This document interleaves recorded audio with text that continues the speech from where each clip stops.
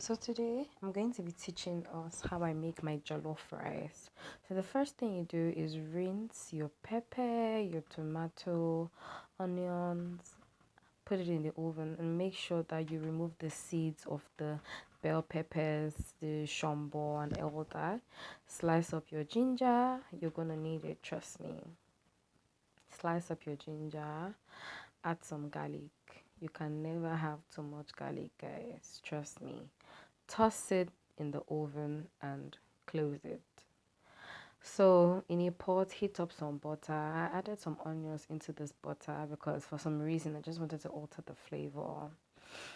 So you stir it, and then when the onions look like this, you know it's ready. And then you get your washed rice, already washed rice, not parboiled rice, washed rice, and then you toss it into the pot containing the butter and the onions, okay? And then you stir fry. You stir fry until the rice is dry, okay? So I'll stir fry, and as we can see, my rice is already dry and they are not clumped together. You can see, yeah. So in another pot, get your beef, meat, whatever you want to do. Put in your seasoning. I have my seasoned salt. I have normal salt, very small quantity, please.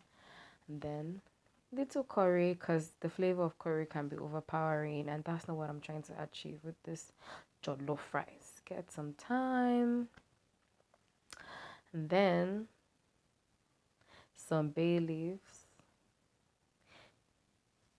Add some bay leaves and then stir together. Stir it and combine, okay? Stir it very well. Don't add water here, just allow the meat release its own water, okay? So you don't need to add water for now. So as we can see, the meat has actually released some of its water, and this is what your meat should look like. So go ahead and add some water, okay? Because we're trying to make stock for our rice. So once it has come to a boil, as we can see right now, it's boiling.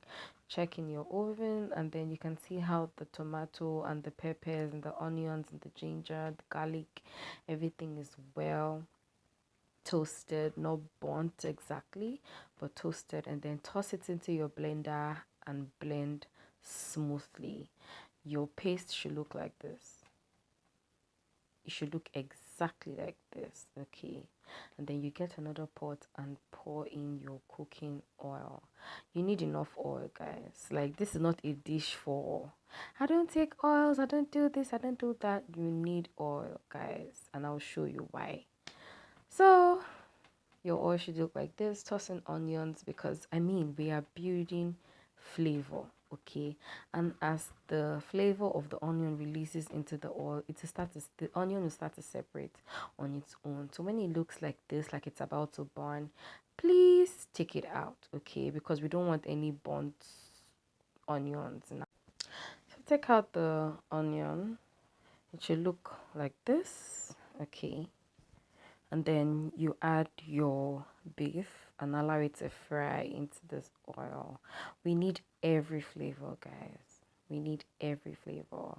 So you take out your beef, you add in your onions. This is the onion that I sliced. You need a lot of onions, guys. You need this flavor, trust me, you need it.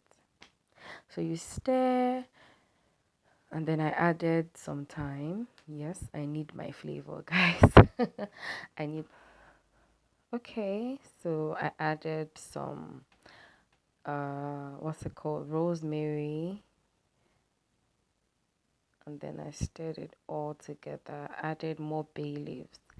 Yes, I need my flavors. So I added bay leaves, and then I kept stirring, okay? Make sure you stir it very well. We want everything to release its flavor into the oil. So I added my tomato paste. Okay, my plain tomato paste, tin tomato, or whatever people call it, but I call it tomato paste. But some people call it tin tomatoes.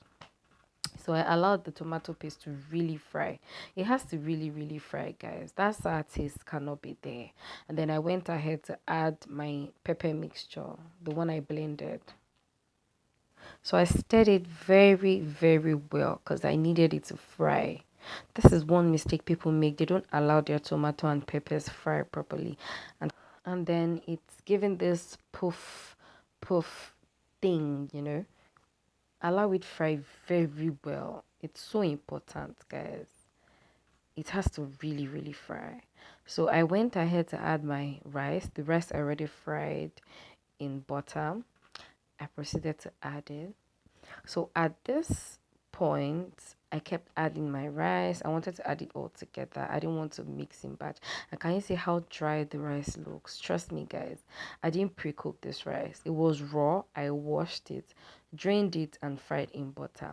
So at this point, I turned off my fire and I mixed it very, very well.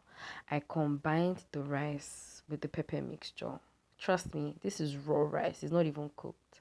I then went ahead to add my meat stock. Okay, I added my meat stock. Mind you, there's no fire at the moment. The fire is turned off. So I turned it and then I stirred. I kept stirring. I kept stirring, combining everything, the flavors and all of that. I added more seasoned salt. I added normal salt. And then I kept stirring. I turned and turned and turned it, guys. I added more water at this point. I mean, we normally use measurements and all of that, but if you cook all the time, you just know the exact measurement of water that you need. Go ahead and cover with a foil and then allow your rice cook. So I opened the pot and look at this. Mind you, when your rice is cooking, don't be opening the pot anyhow, okay? Just reduce the fire and cook your rice and look at this goodness. Now it's clumped together because it's hot. Now let me tell you why I fried it in butter in the first place.